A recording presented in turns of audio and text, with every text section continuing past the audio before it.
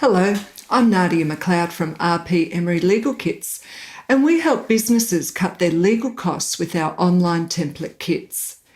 If you're considering sharing an office space or workspace, such as a room, office, or clinic, you may think you need to set up a full retail or commercial lease. However, you don't have to lock yourself and your tenant into a rigid lease agreement to share a workspace. Instead, you can set up a license to occupy with a shared office or workspace license agreement. So what's the difference between a lease and a license? A lease is an equitable interest in the exclusive use of the property for a specified term in exchange for rent. A license, on the other hand, gives the licensee a right to use the space in a particular way for a fee. You would use a shared office space arrangement when you want to rent a commercial space to somebody, called a licensee, for their non-exclusive use. This space could be a space that's shared among several licensees or one that the landlord can share or freely access. A space can include, but is not limited to, a room, office space, workspace, such as in a factory, an area in a retail store, a clinic, a chair, such as a hairdresser's chair, a booth or kiosk, storage space in a garage, or a studio.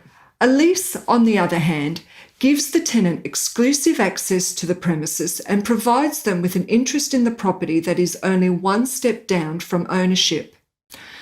Obviously, this is not ideal for a landlord who requires ongoing access to their property or wishes to share the space. Let's consider an example.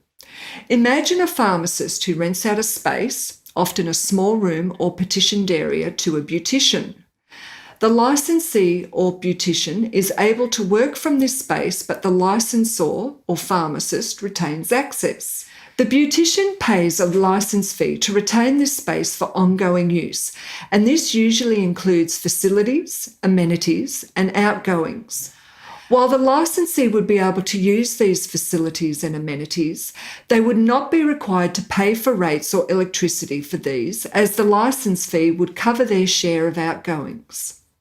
The convenience of a shared office arrangement rests primarily with the shared use. On days where a licensee isn't using the shared workspace, their space can be used by the landlord or another licensee. When it comes to sharing a workspace, it's important to lay down the ground rules so that all parties understand what's expected in relation to issues like care of the premises, payment schedules, rental terms, bond amount, and breaches to the agreement. When you put written ground rules in place by way of a shared space license agreement, you don't have to rely on memory for what you agreed upon. If someone does breach the terms of the arrangement, you will have a document to refer to which will save you stress, confusion, and arguments. It's not difficult to implement a shared office license agreement, especially when you start with one of our professionally drafted template kits. It covers all the key concerns of sharing a workspace or office space, and because it's a Word document, you can add and edit information to suit your individual circumstances.